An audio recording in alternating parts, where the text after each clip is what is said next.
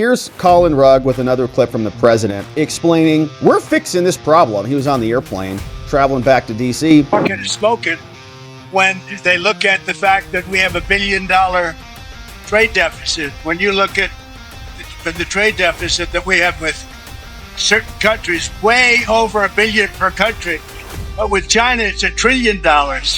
And we have to solve our trade deficit with China. We have $1 trillion trade deficit with China.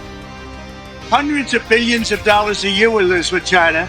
And unless we solve that problem, I'm not going to make a deal. Now, I'm willing to deal with China, but they have to solve their surplus. We have a tremendous deficit problem with China. They have a surplus of at least $1 trillion a year. I think it's like $1.1 trillion. And I want that solved. And no other president's taken it on. I had to take it on the last time, and then we had a rigged election. No other president's taken it on. And so China is, they say the market's spoken.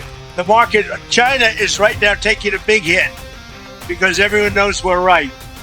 They have to pay tariffs because otherwise we have a surplus and they have a surplus with us that is not sustainable. Mr. President? And we're talking about $1 trillion. You know that, right?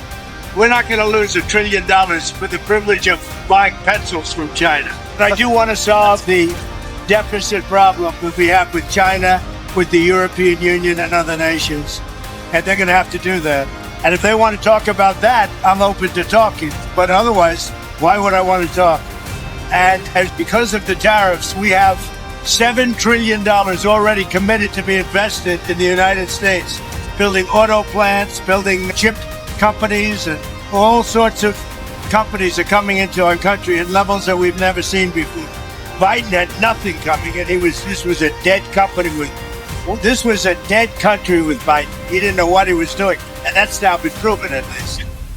Interesting there. He said dead company and then dead country because he's thinking about it in those terms. What's coming in? What are expenditures?